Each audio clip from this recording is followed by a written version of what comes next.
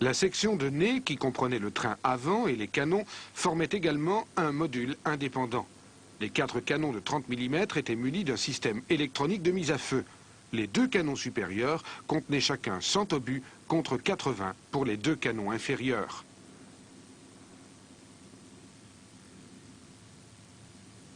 Le nez de l'avion abritait également une cinémitrailleuse.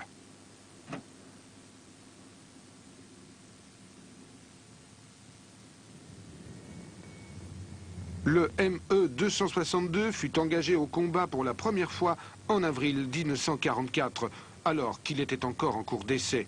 5 mois plus tard, l'unité d'essai fut remplacée par le premier groupe de chasse doté d'avions à réaction, le Commando Novotny. Cette unité entra au combat le 3 octobre 1944. 5 jours plus tard, elle perdait son premier appareil, abattu par un P-51 Mustang de l'US Army Air Force. Après l'atterrissage, un grillage était placé sur les entrées d'air pour éviter l'ingestion d'objets dans les réacteurs. Le ME-262 ne se différenciait pas trop des chasseurs traditionnels. Son stick était classique. Les techniciens au sol vérifiaient très consciencieusement les sécurités des canons. La puissance de feu de l'avion était impressionnante et la proximité de dépôts d'armement et de carburant faisait d'un aérodrome un endroit des plus dangereux. La puissance de feu de l'avion était impressionnante et la proximité de dépôts d'armement et de carburant faisait d'un aérodrome un endroit des plus dangereux. Ici, un pilote fait partir un camion de carburant qui stationne dans la ligne de feu de l'avion.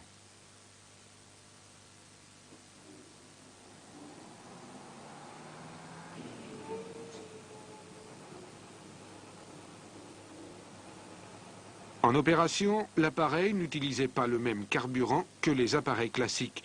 Il utilisait du carburant J2, un type de diesel particulier. Ces 4 réservoirs pouvaient contenir près de 3000 litres.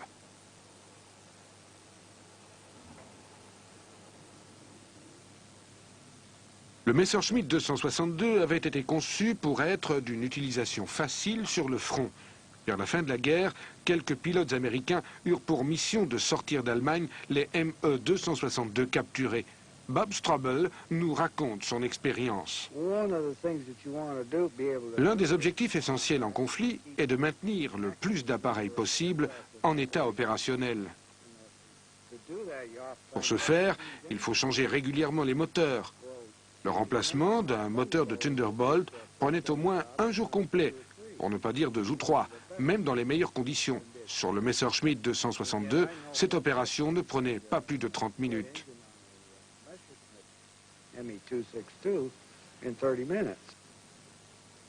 Chaque réacteur avait une petite unité de démarrage de 10 chevaux fonctionnant à l'essence de temps.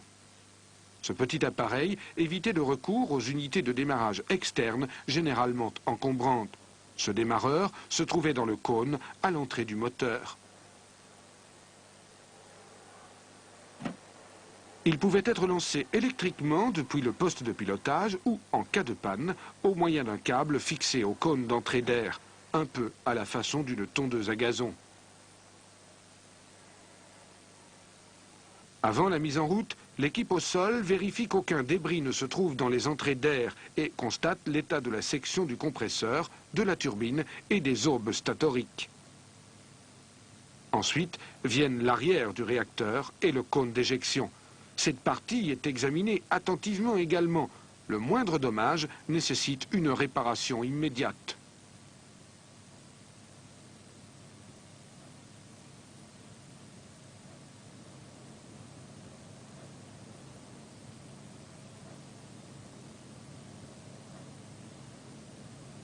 Le cône d'éjection, surnommé l'oignon, était propre au ME-262.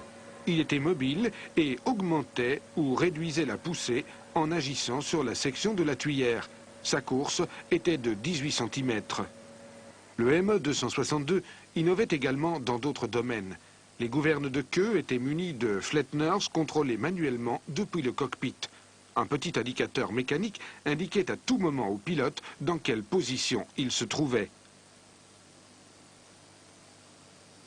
Le pilote trimait également les gouvernes de profondeur manuellement.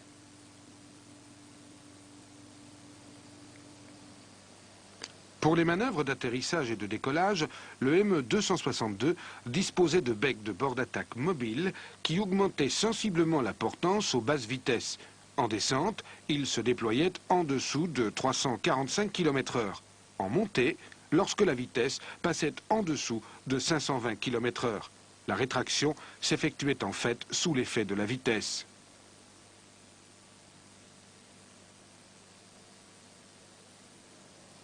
Ces becs, montés sur roulement à billes, avaient tendance à se bloquer. Il fallait donc les vérifier avant chaque vol, car en cas de mauvais fonctionnement, le pilote pouvait perdre le contrôle de l'appareil, spécialement à l'atterrissage ou au décollage.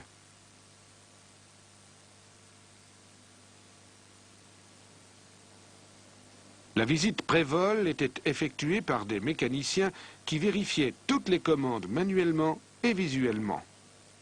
Pendant ce temps, d'autres techniciens remplissaient le réservoir d'air du système pneumatique et contrôlaient la pression des pneus.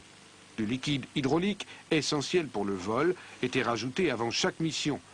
Le précieux liquide alimentait les commandes des volets, du train d'atterrissage et des freins. Toutes ces opérations s'effectuaient de façon précise. Négliger le moindre petit détail pouvait être fatal.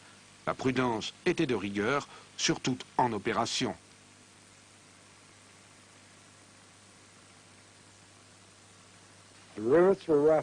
Les rivets étaient grossièrement finis, comme les tôles qui étaient ridées parfois.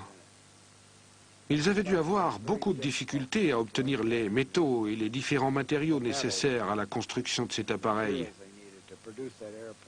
Les moteurs n'étaient pas vraiment bien construits et étaient sujets à de nombreuses pannes.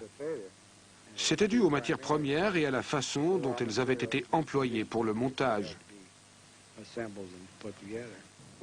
Messerschmitt avait aussi dessiné son avion pour les pilotes. La vue vers l'avant était excellente, même au décollage et à l'atterrissage grâce au train tricycle. Le cockpit avait été bien conçu. Je crois que tout avait été fait pour satisfaire les pilotes.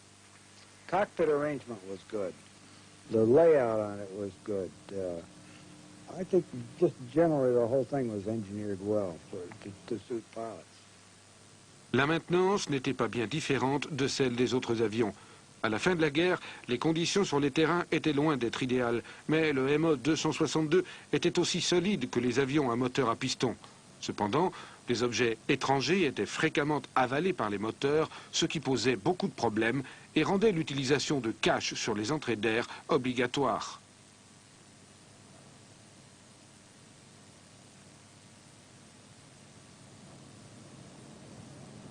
L'avion pouvait être tracté au moyen d'une barre attachée au train avant.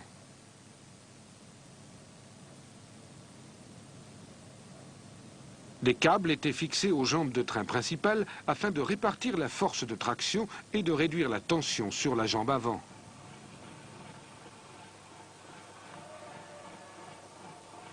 La traction de l'avion se faisait au moyen de Kettenrad, une petite motochenille très maniable et à la puissance suffisante pour ce genre d'utilisation.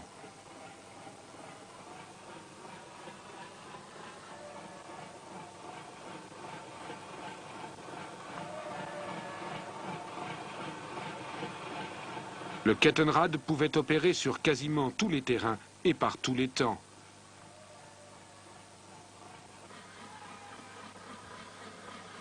Considéré comme une arme très importante, le ME-262 bénéficiait d'abris camouflés, un luxe qui devint une nécessité à cause des menaces constantes des raids alliés.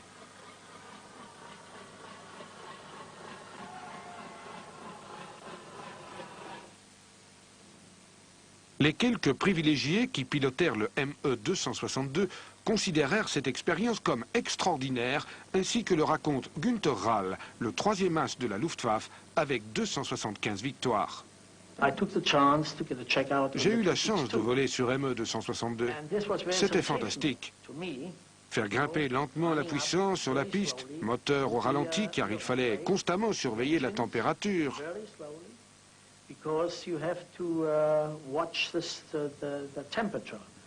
Si on ouvrait les gaz trop rapidement, il se produisait une surchauffe et le moteur tombait en panne. Il fallait faire très attention.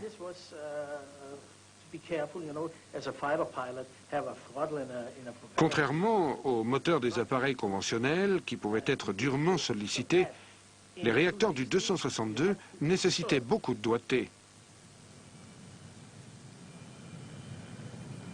En compagnie de son instructeur, assis sur l'aile, cet élève pilote commence son roulage. Tous les pilotes de ME-262 étaient des pilotes expérimentés. L'instruction était donc axée sur le train tricycle et les sautes d'humeur des turbojets.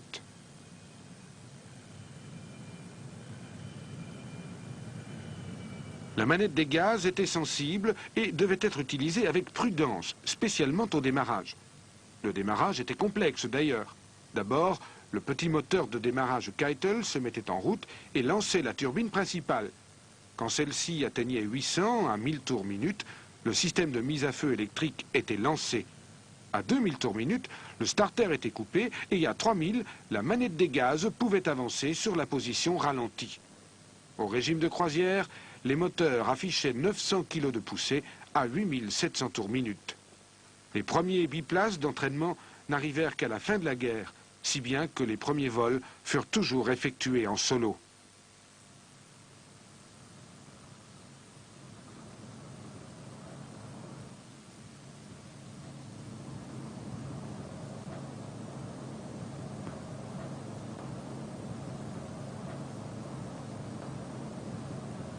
Les instructeurs maintenaient le contact radio. Les performances de l'avion ne cessèrent jamais d'étonner les pilotes de la Luftwaffe. Les vitesses supérieures à 850 km/h étaient incroyables pour des pilotes qui n'avaient jamais volé aussi vite, même en piqué. D'autre part, le peu de réponse de la manette des gaz posait quelques problèmes, particulièrement au décollage et à l'atterrissage. Contrairement au moteur à piston qui réagissait immédiatement, le réacteur nécessitait beaucoup d'anticipation de la part du pilote.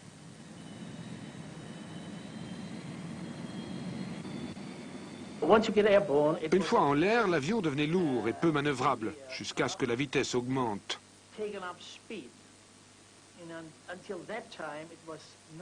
C'est pourquoi, pendant les phases de décollage et d'atterrissage, nous étions protégés par des chasseurs classiques, comme le Focke-Wulf 190 ou le ME-109.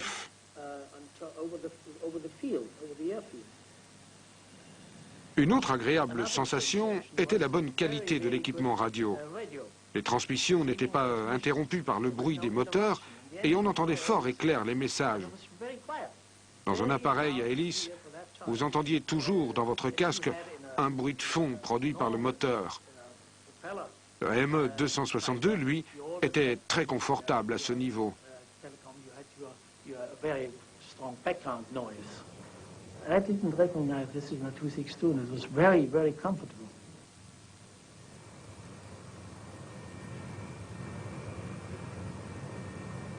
Pour un pilote de chasse, la vitesse est tout. Et à 850 km/h, peu nombreux étaient ceux qui se disaient peu impressionnés. À cette époque, les meilleurs chasseurs ne dépassaient pas les 760 km/h. Le ME-262 passait cette barrière pratiquement à chaque vol. C'était l'avion que la Luftwaffe attendait depuis des mois et qui pourrait renverser le cours de la guerre. L'Allemagne espérait, grâce à lui, regagner la maîtrise du ciel et ainsi sauver le Reich de sa destruction.